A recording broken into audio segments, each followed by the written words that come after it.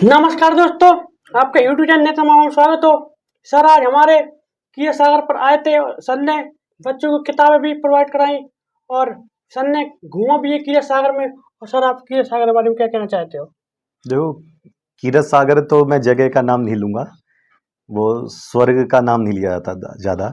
महोबा में अगर देखें तो मैंने पहले कीरत सागर जब पूछा था तो मुझे लगा कोई मैदान है या कुछ ऐसा हो। मैंने सर्च किया तो नेट पे ऐसा ज़्यादा कुछ दिखाते नहीं, कुछ 4-5 फोटो दिखाते हैं और वो फिर कहते हैं चलो ठीक है अब जाकर खुद घूम कर आओ। तो एक्सपीरियंस काफ़ी ज़्यादा अच्छा लगा। कीरत सागर में बच्चों का एक जो वो था ना, बच्चों की जो प्रणाली थी, बच्चों के पढ़ने का तरीका और वहाँ का जो पूरे पेड़ के नीचे जो पढ़ रहे हैं, वास्तव में एक गुरुकुल की याद दिला गया। तो कीरत सागर महोबा का एक ऐसा जगह, वास्तव में अगर मैं ये कहूँ कि जितने भी बच्चे हैं जो अभी छूटे हैं कि हाँ कीरत सागर में किसी आप क्लब के अधीन आकर पढ़ लीजिए, वहाँ पर बैठ के पढ़ लीजिए, तो वास्तव में बहुत कुछ शानदार रहा उसमें। और पर्सनली मैं ये कहूँ कि जब भी कभी कोई महोबा आए तो कीरत सागर जरूर आए, वहाँ की प्रणाली जरूर देखें, वहाँ का स्थिति जरूर देखें, बड़ा शानदार है, बहुत अच्छा लगा। और आपने ये पढ़ाई का माहौल भी देखा होगा किया सागर में, जी जैसे बच्चे पढ़ते हैं, कैसी तैयारी करते हैं। आप क्लब भी गए लड़कियों वाले जी, में भी? बिल्कुल देखा, बिल्कुल करीब जाकर देखा, नोट्स देखे, उनके प्रैक्टिस सेट्स देखे, लगातार उनका चल भी रहा है। और इस तरीके से अगर बच्चे पढ़ते भी रहे तो जिस तरीके से सिलेक्शन हो रहे हैं उनके डबल रेट पे भी सिलेक्शन होंगे। तो एक बहुत अच्छी बात यह है कि किसी एक विद्यार्थी का या किसी छात्र छात्र का जमीन से जुड़कर पढ़ना बहुत अच्छी बात है। वो पढ़ तो सकते हैं अपने बेड पे बैठकर, सोफे पे बैठकर, पर उन्होंने वो स्थान चुना है जिस स्थान में वास्तव में किसी न किसी एक अगर शिक्षा का भाव रखा जाए तो वो वास करता है।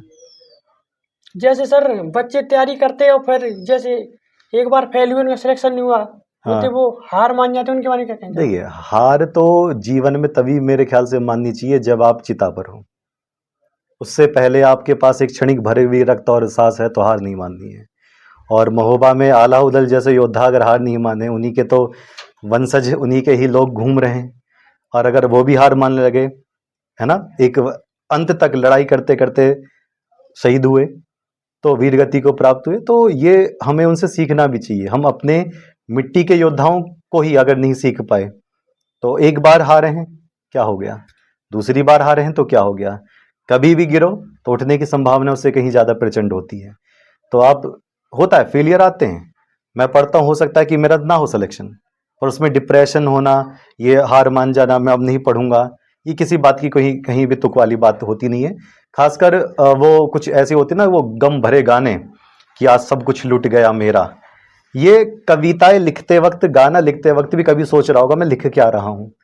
तो ऐसा कुछ नहीं है वास्तव में। ये एक आप जाते हो नीचे तो उठने के चांस और ज़्यादा होते हैं। डिप्रेशन में कभी किसी को नहीं आना, आराम से अपना लगातार लक्ष्य तय करते रहिए, अब ये नहीं तो आगे का लक्ष्य तय करें। जो आपने अभी बताया कि 12 जनवरी को जी RW की टीम आएगी पूरी, अंकित भाटी सर आएंगे, जी, तो इसके युवा बारे में दिवस पर आपकी तरफ से आमंत्रण मिला है, दिल से आपका सबका स्वागत मैं अपने दिल में रख रहा हूँ। और ये जो आपका आमंत्रण है ये अंकित भाटी सर के चरण स्पर्श में ही रहेगा, वो सारी प्लानिंग बनेगी। और 12 जनवरी को देखिए पूरा का पूरा जितना भी रोजगार विद अंकित का जितना भी पूरा स्टाफ है, अगर देखा जाए तो 400 प्लस लोग हैं, जिनमें से 100 प्लस से ज़्यादा टीचर्स हैं।